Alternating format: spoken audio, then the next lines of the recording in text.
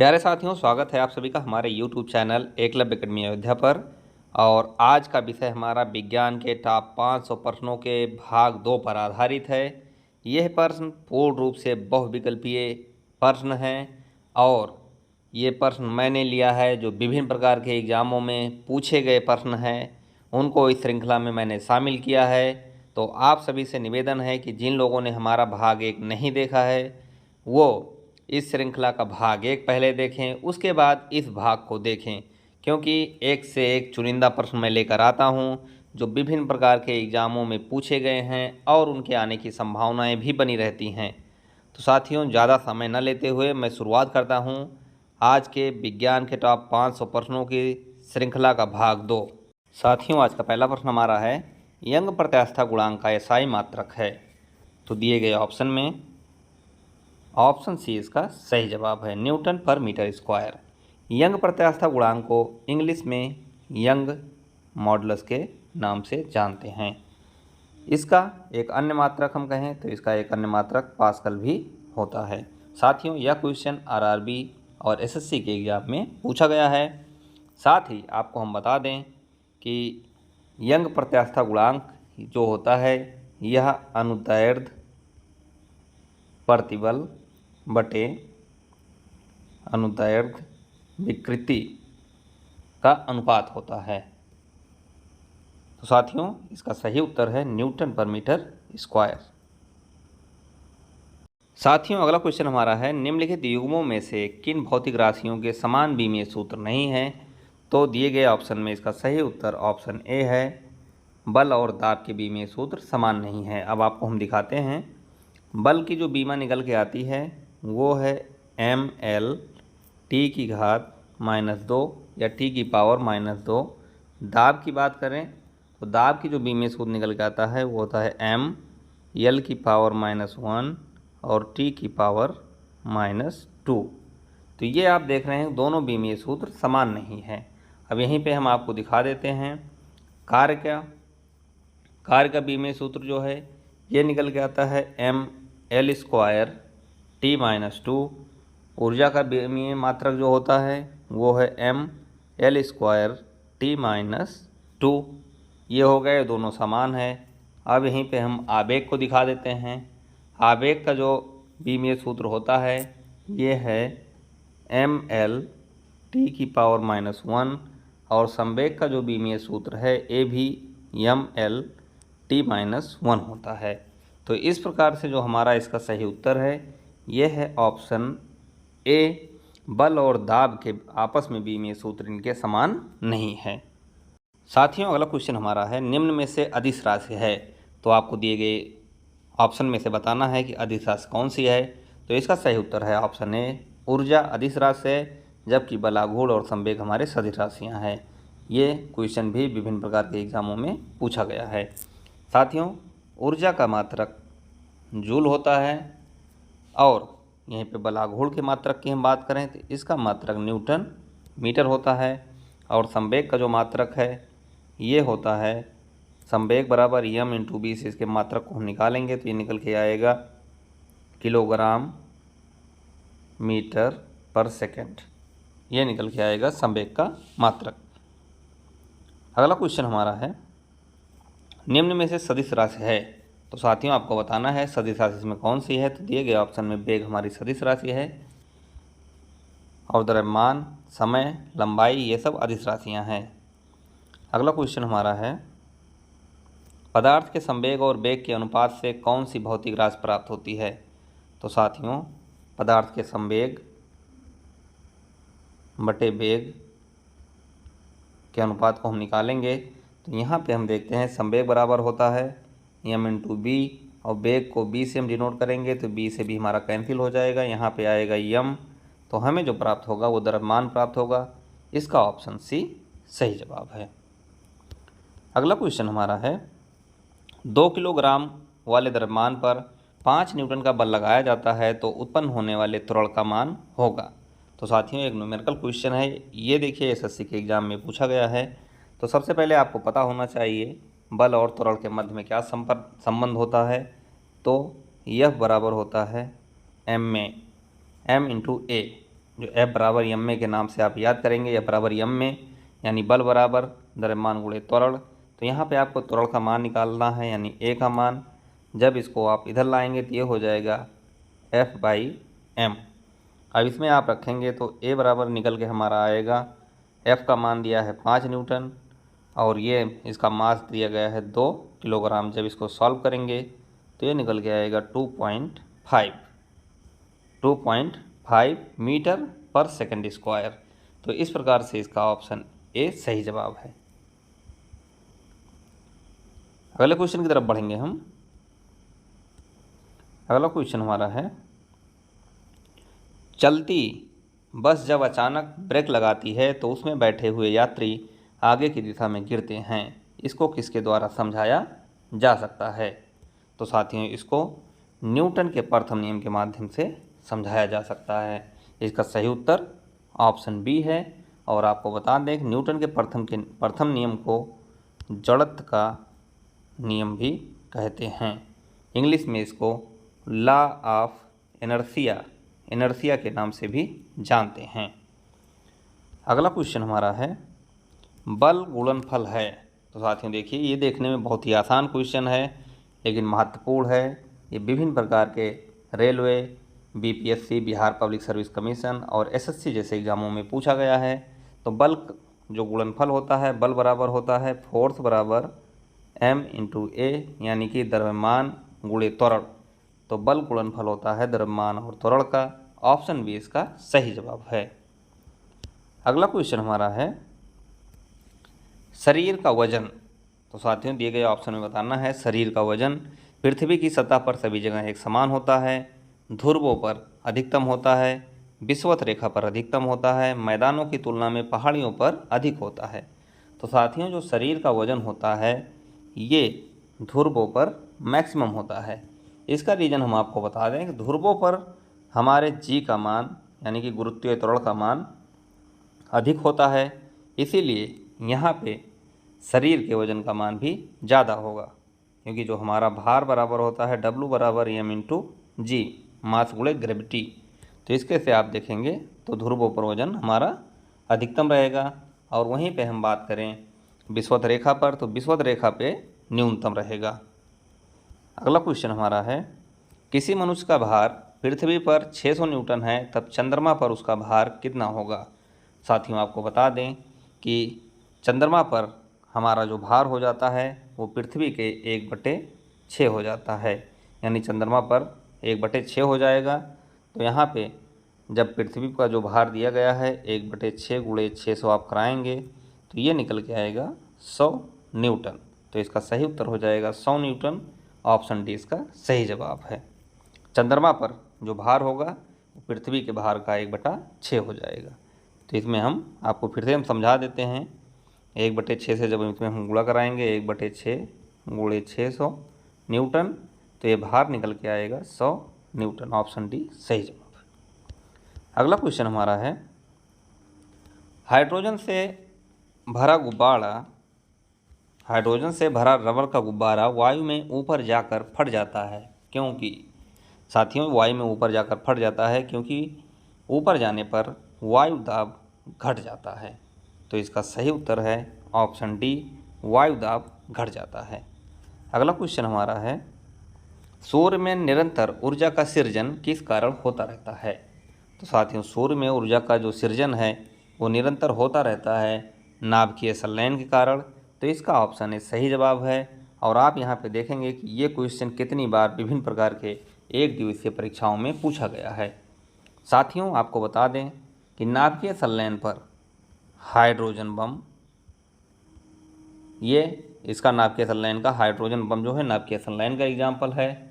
और वहीं पे हम बात करें नाभिकीय विखंडन की, तो नाभिकीय विखंडन का जो है परमाणु बम, ये नाभिकीय विखंडन पर प्रक्रिया पर आधारित है। अगला क्वेश्चन हमारा है, चाबी भरी घड़ी में कौन सी ऊर्जा होती है? तो साथियों चाबी भरी घड़ी में स्थितिज ऊर्जा होती है। इसका सही उत्तर ऑप्शन बी है, स्थितिज ऊर्जा होती है। और इसका स्थितिज ऊर्जा का अन्य एग्जाम्पल हम बता दें आपको कि तनी हुई स्प्रिंग में भी स्थितिज ऊर्जा होती है और बांध बनाकर इकट्ठा किए गए पानी में भी, जो बांध बनाकर इकट्ठा किए गए पानी में भी स्थितिज ऊर्जा होती है। अगला क्वेश्चन हमारा है, जब हम रबड़ के गद्दे वाली सीट पर बैठते हैं या गद्दे पर लेटते हैं तो उसका आकार परिवर्तित हो जाता है, ऐसे पदार्थ में पाया जाता है। तो साथियों, ऐसे पदार्थ में स्थितिज ऊर्जा होती है। इसका सही उत्तर है ऑप्शन बी। अगला क्वेश्चन हमारा है, निम्नलिखित में से किस में गतिज ऊर्जा नहीं है। तो साथियों, दिए गए ऑप्शन में हम देखेंगे चली हुई गोली, बहता हुआ पानी, चलता हुआ हथौड़ा, इन सब में गतिज ऊर्जा है और खिंचा हुआ धनुष में इसमें गतिज ऊर्जा नहीं है। ये इसमें एक प्रकार से स्थितिज ऊर्जा स्थिर है।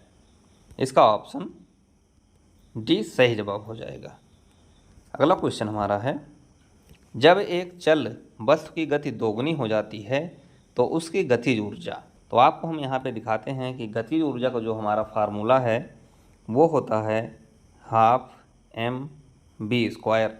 जब यहाँ पे आप वेग का मान, गति जो है कह रहा है, जब b का मान आप 2 गुना रखेंगे यानी कि 2b, तो ये निकल के आएगा यहाँ पे, ये सारी चीज़ें हमारी कांस्टेंट हो जाएगी। तो b यानी कि आप b का मान रखेंगे 2, तो 2 की घात 2, तो ये हो जाएगा 4 निकल के आ जाएगा, यानी कि 4 गुना हो जाएगी। आपको समझाने के लिए एक छोटा मैं फिर से एक बार ट्राई करता हूँ, आप देखिए बहुत ध्यान से। गतिज ऊर्जा बराबर होता है हाफ mv²। b के स्थान पे गति दोगुनी करती जा रही, तो हम b के स्थान पे 2 रख देंगे। बाकी इन चीज़ों को हम कांस्टेंट मानते हुए लगाएंगे इस सवाल को। तो ये हो जाएगा 2 का स्क्वायर, ये आ जाएगा 4। तो हमारी जो गति निकल के आएगी वो चौगुनी हो जाएगी।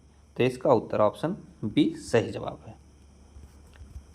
अगला क्वेश्चन हमारा है, पृथ्वी के गुरुत्वाकर्षण का कितना भाग चंद्रमा के गुरुत्वाकर्षण के सबसे नज़दीक है। तो साथियों, इसका सही उत्तर है 1/6। तो ऑप्शन सी इसका सही जवाब है।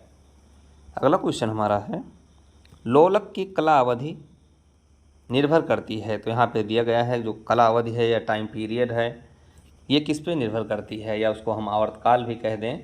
तो ये हम देखेंगे लोलक के और उसके लंबाई, द्रव्यमान के ऊपर, लंबाई के ऊपर, समय के ऊपर, तापक्रम के ऊपर। तो हम देखते हैं कि सबसे पहले हमें लोलक का सूत्र पता होना चाहिए आवर्तकाल वाला। ये देखिए T = 2π√L/g। तो यहाँ पे देखिए किस किस चीज़ पे निर्भर करता है। द्रव्यमान, इस फार्मूले में द्रव्यमान नहीं है तो ये गलत हो गया। लंबाई है तो ये सही हो जाएगा। समय इस सूत्र में नहीं है तो ये गलत हो जाएगा। टेम्परेचर नहीं है तो ये गलत हो जाएगा। तो हमारा ऑप्शन ये भी सही जवाब है, यानी कि लोलक का जो आवर्तकाल है या टाइम पीरियड है ये निर्भर करता है लंबाई के ऊपर। तो साथियों, इसका सही उत्तर हो जाएगा लंबाई के ऊपर निर्भर करता है। यदि आपको हम बता दें, यदि लंबाई हम बढ़ाएंगे तो इसका लोलक का आवर्तकाल भी इंक्रीज होगा, और यदि हम लंबाई घटाएंगे तो लोलक का आवर्तकाल भी घटेगा। अगला क्वेश्चन हमारा है, डेसिबल इकाई का प्रयोग किया जाता है। तो साथियों, डेसिबल इकाई का प्रयोग ध्वनि की तीव्रता मापने के लिए किया जाता है। ऑप्शन सी इसका सही जवाब है। आपको हम बता दें कि WHO द्वारा, जो WHO ने एक मानक बनाया है 45 डेसिबल की ध्वनि मनुष्य के लिए सर्वोत्तम होती है। और यहीं पे हम बात करें तो 75 डेसिबल से अधिक, जो 75 डेसिबल से अधिक की ध्वनि मनुष्य के स्वास्थ्य के लिए हानिकारक होती है। अगला क्वेश्चन हमारा है, ध्वनि तरंगे किसके कारण प्रतिध्वनि उत्पन्न करते हैं। तो साथियों, इसका सही उत्तर है परावर्तन के कारण। परावर्तन के कारण ध्वनि तरंगे जो हैं प्रतिध्वनि, यानी इंग्लिश में इसको इको कहते हैं, उत्पन्न करती हैं। ये क्वेश्चन भी एग्जाम में पूछा गया है। तो यहाँ पे आपको हम बता दें, प्रतिध्वनि सुनने के लिए ध्वनि के स्रोत और परावर्तक सतह, यानी जहाँ से ध्वनि हमारी टकरा के वापस आ रही है और जहाँ से ध्वनि निकल रही है, उसके बीच की जो न्यूनतम दूरी होनी चाहिए वो 17 मीटर होनी चाहिए। तो ये साथियों आप ध्यान रखिएगा, बहुत ही इंपॉर्टेंट फैक्ट मैंने बताया है कि ध्वनि के स्रोत और जहाँ से ध्वनि टकरा के वापस आनी है यानी परावर्तक सतह, इसके बीच की जो दूरी होनी चाहिए न्यूनतम 17 मीटर होनी चाहिए। अगला क्वेश्चन हमारा है, सोनार अधिकांशतः प्रयोग में लाया जाता है। तो साथियों, सोनार का प्रयोग नौ संचालकों द्वारा किया जाता है। इसका सही उत्तर ऑप्शन डी है और ये बहुत ही इंपॉर्टेंट क्वेश्चन है। आप यहाँ पे देखें, मैंने इस बार विभिन्न प्रकार के जो प्रश्न मैंने चुने हैं उनमें मैंने एग्ज़ाम बोर्ड का मेंशन भी कर दिया है कि किस एग्ज़ाम में पूछे गए हैं। तो साथियों, ये निश्चित तौर पे आप 1 से 2 बार हमारी इस श्रृंखला को देख लेंगे तो आपके विज्ञान पे पकड़ काफ़ी मजबूत हो जाएगी। और आपको हम यहाँ पे बता दें कि सोनार का जो पूरा नाम होता है ये है साउंड नेविगेशन एंड रेंजिंग। ये इसका पूरा नाम है, साउंड नेविगेशन एंड रेंजिंग। साथियों, सोनार यह एक तकनीक है जो जल के अंदर संचार करने तथा जल के अंदर या सतह पर वस्तुओं को पता लगाने के लिए ध्वनि संचरण का उपयोग करती है। अगला क्वेश्चन हमारा है, किसी ध्वनि स्रोत की आवृत्ति में होने वाले उतार चढ़ाव को कहते हैं। तो साथियों, किसी ध्वनि स्रोत की आवृत्ति में होने वाले उतार चढ़ाव को डॉपलर प्रभाव के नाम से जाना जाता है। इसका सही उत्तर ऑप्शन बी है। अगला क्वेश्चन हमारा है, पास आती हुई रेलगाड़ी की सीटी की आवृत्ति या तीक्ष्णता बढ़ती जाती है, ऐसा किस घटना के कारण होता है। तो साथियों, ऐसा डॉपलर प्रभाव के कारण होता है।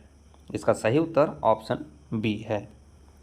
अगला क्वेश्चन हमारा है, केल्विन मान में मानव शरीर का सामान्य ताप है। तो साथियों, केल्विन मान में जो मानव शरीर का सामान्य ताप है वो होता है 310 केल्विन, यानी कि 310 केल्विन। आपको हम ये बता दें कि सेल्सियस पैमाने पे जो मानव शरीर का तापमान सामान्य ताप होता है वो है 37 डिग्री सेल्सियस, और फ़ारेनहाइट में हम आपको बता दें जो सामान्य मानव तापमान है, एक स्वस्थ मनुष्य का सामान्य ताप ये होता है 98.6 डिग्री फ़ारेनहाइट, ये इसका। तो इस प्रकार से इस क्वेश्चन का हमारा सही उत्तर ऑप्शन डी सही जवाब है। अगला क्वेश्चन हमारा है, अस्त होते समय सूर्य लाल दिखाई देता है। तो साथियों, सूर्य लाल दिखाई देता है परकिरण के कारण। यहाँ पे हम आपको बता दें, परकिरण के कारण सूर्य हमें लाल दिखाई देता है। अगला क्वेश्चन है, साबुन के पतले झाग में चमकदार रंगों का बनना किस परिघटना का परिणाम है।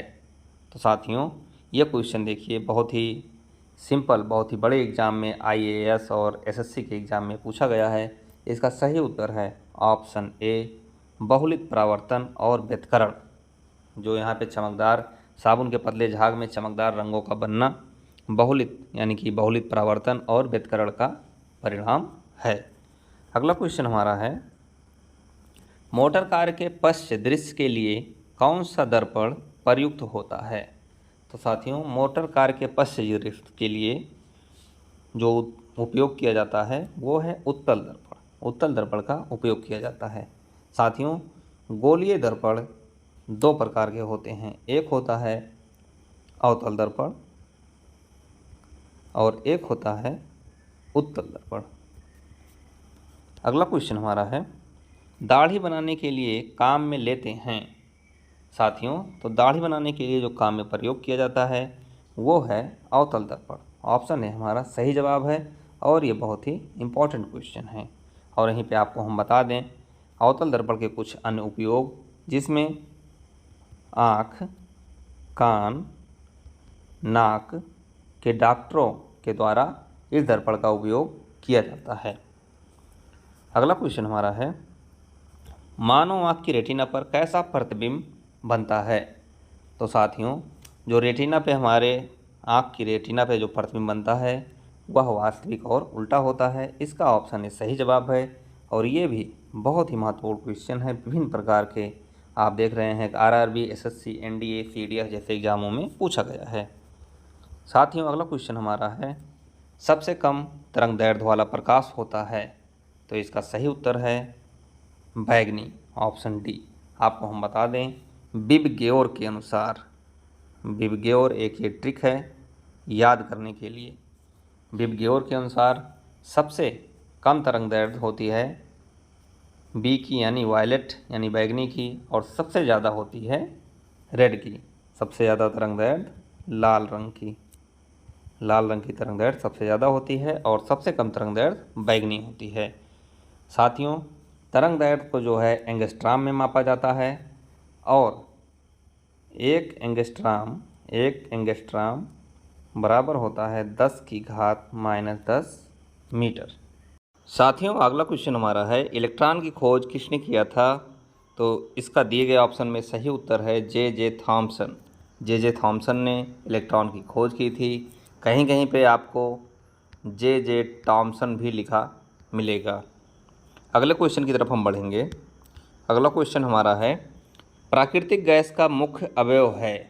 तो साथियों, प्राकृतिक गैस का मुख्य अवयव मीथेन होता है। इसका ऑप्शन ए सही जवाब है। अगला क्वेश्चन हमारा है जब प्रकाश के लाल, हरा व नीला रंगों को समान अनुपात में मिलाया जाता है तो परिणामी रंग होगा। तो इसका सही उत्तर है ऑप्शन बी सफ़ेद रंग। जब हम इन तीनों रंगों को एक समान अनुपात में मिलाएंगे तो जो रिजल्टेंट या जो रिजल्ट निकल के आएगा परिणामी रंग वो सफ़ेद रहेगा। आपको बता दें कि प्राथमिक रंग में लाल, हरा और नीला रंग आते हैं, वहीं द्वितीयक रंग के अंतर्गत पीला, मैजेंटा एवं पीकॉक नीला रंग आते हैं। अगला क्वेश्चन हमारा है कैमरे में किस प्रकार का लेंस उपयोग में लाया जाता है, यानी कैमरे में किस प्रकार के लेंस का उपयोग किया जाता है? तो इसका सही उत्तर है उत्तल लेंस का उपयोग किया जाता है। साथियों, लेंस की क्षमता का मात्रक डायोप्टर होता है और आपको बता दें उत्तल लेंस की क्षमता धनात्मक होती है और अवतल लेंस की क्षमता ऋणात्मक होती है। साथियों, आज की वीडियो में बस इतना ही। यह वीडियो आपको कैसी लगी आप अपने फीडबैक या सुझाव हमें कमेंट करके बताएं। वीडियो आपके समझ में आई हो, आपके लिए उपयोगी हो तो आप वीडियो को लाइक करें और हमारे चैनल को सब्सक्राइब करें, जिससे हमारी यह श्रृंखला का टॉप 500 प्रश्न का वीडियो आपको मिलता रहे। साथ ही आपसे निवेदन है कि इस वीडियो का लिंक अपने सभी पढ़ने वाले साथियों के पास शेयर करें। और इसी के साथ इस वीडियो में आज के लिए इतना ही। बहुत ही जल्द मिलेंगे हम एक नई वीडियो में। तब तक के लिए जय हिंद, जय भारत, नमस्कार।